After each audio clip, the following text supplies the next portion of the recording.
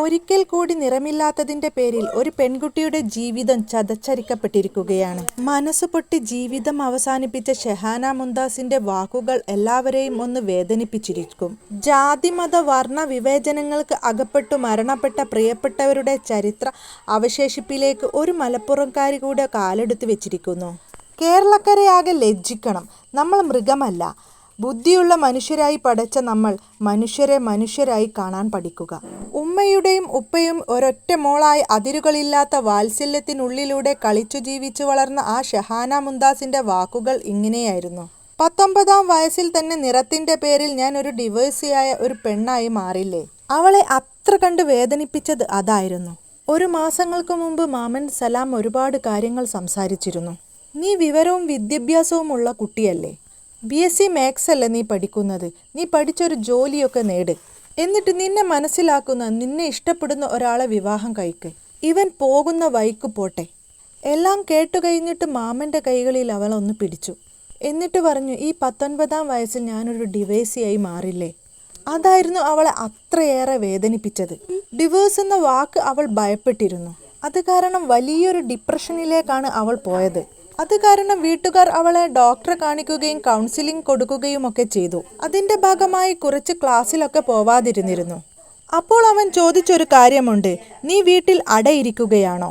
ആ പെൺകുട്ടിയെ മനസ്സിന്റെ നില തന്നെ തെറ്റുന്ന സമ്മർദ്ദത്തിലേക്ക് തള്ളിവിട്ടിട്ട് അവൻ ചോദിക്കുന്ന ചോദ്യം ഇതാണ്. പ്രൈവറ്റ് കോളേജിലായിരുന്നു ഇവൾ പഠിച്ചിരുന്നത്. പിന്നീട് ഗവൺമെന്റ് കോളേജിലേക്ക് കിട്ടിയപ്പോൾ അവൻ പറഞ്ഞ വാക്കുകൾ ഇതാണ്. നീ പഠിക്കാത്ത കുട്ടിയാണ്. പഠിപ്പില്ലാത്തത് കൊണ്ടല്ലേ നീ ഇങ്ങനെയൊക്കെ കോളേജ് മാറിക്കൊണ്ടിരിക്കുന്നത്. പ്രൈവറ്റ് കോളേജിൽ നിന്നും ഗവൺമെന്റിലേക്ക് കിട്ടിയിട്ടാണ് അയാൾ ഇങ്ങനെ പറയുന്നത്. അയാളുടെ ബോധവും വിദ്യാഭ്യാസവും ബുദ്ധിയും നമുക്ക് മനസ്സിലാക്കാൻ കഴിയും. ഷെഹന അവസാനമായി നോട്ട്ബുക്കിൽ എഴുതി വെച്ച വരികൾ ഇങ്ങനെയാണ്. ഞാൻ അവനെ സ്നേഹിക്കുക മാത്രമാണ് ചെയ്തത്. പക്ഷേ അവൻ എന്നെ കഷ്ടപ്പെടുത്തുക മാത്രമാണ് ചെയ്തിട്ടുള്ളത്.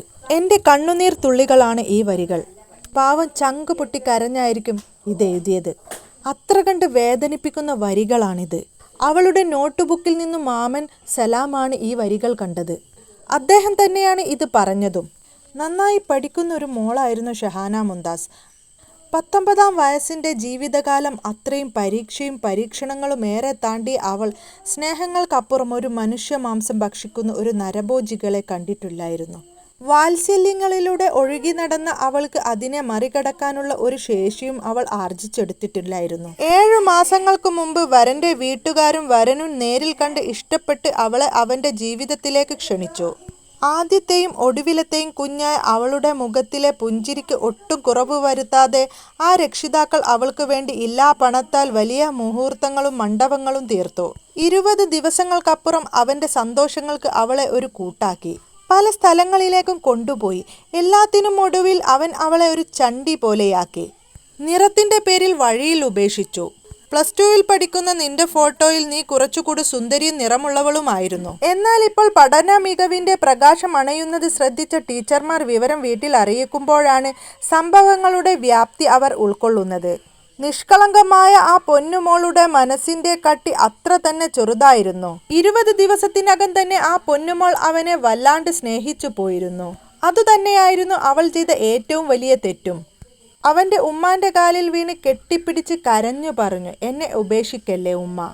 ഹൃദയം പൊട്ടിപ്പോകുന്നു ഈ വാക്കുകൾ കേൾക്കുമ്പോൾ. കേരളത്തെ തന്നെ നരഭോജ്യങ്ങളുടെ പരാക്രമണത്താൽ തലകുനിപ്പിക്കുന്ന ആ വാക്കുകൾ ഇതായിരുന്നു. 20 ദിവസം അവന്റെ ഇഷ്ടങ്ങൾക്ക് കൊണ്ടുപോയ അവന്റെ ഭാര്യയായ അവളുടെ മുഖത്ത് നോക്കി ആ സ്ത്രീ, നീ എന്തിന് ആണ് അവന്റെ പുറകെ തന്നെ കടിച്ചു തൂങ്ങുന്നത്.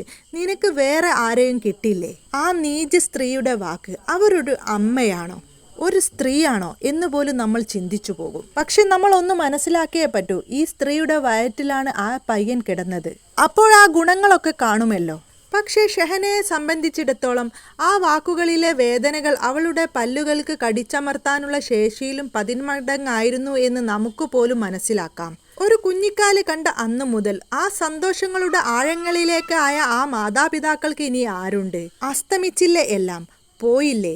തനിച്ചാക്കി ഇതുപോലുള്ള നരഭോജികൾ നിങ്ങളെ വേട്ടയാടുന്നുണ്ടെങ്കിൽ ഒരു നിമിഷം നിങ്ങളെ നിങ്ങളാക്കി മാറ്റിയ നിങ്ങളുടെ മാതാപിതാക്കളെ ഒന്ന് ചിന്തിക്കുന്നത് നല്ലതായിരിക്കും. അത് വാക്കുകളാൽ പറയാൻ എളുപ്പമാണെന്ന് എനിക്കറിയാം. എങ്കിലും സഹിക്കാനുള്ള ശേഷി നിങ്ങൾ സമൂഹത്തിൽ നിന്ന് തന്നെ ആർജിച്ചെടുക്കണം. ആജീവനാന്തം മാതാപിതാക്കൾ വേദന അനുഭവിക്കുന്നത് നിങ്ങൾ ഇഷ്ടപ്പെടുന്നില്ലെങ്കിൽ ഇത്തരത്തിലുള്ള ഈ നരമൃഗങ്ങളുടെ പരാക്രമണം കേരളത്തിന്റെ ഒരു ചരിത്രത്തിൽ തന്നെയുണ്ട്. 2020 മുതൽ ഇന്നിപ്പോൾ 2025 വരെ ഞാൻ പറയാതെ തന്നെ എത്ര ജീവിത നരഭോജികൾ കടിച്ചു കീറിയിട്ടുണ്ടെന്ന് നിങ്ങൾ കണ്ടു കഴിഞ്ഞു. ഇനി ഈ നാട്ടിൽ ഇവരെ പോലെയുള്ള നരഭോജികളെ വാഴാൻ നമ്മൾ അനുവദിക്കരുത്. അവരെ നിയമത്തിന് മുന്നിൽ കൊണ്ടുവരാനായി നമ്മൾ ശബ്ദമുയർത്തുകയും വേണം. ഷഹനക്ക് പടച്ച റബ്ബ് എല്ലാം പുറത്തു കൊടുക്കട്ടെ. അവളുടെ കബറിടം വിശാലമാക്കട്ടെ. ആമീൻ.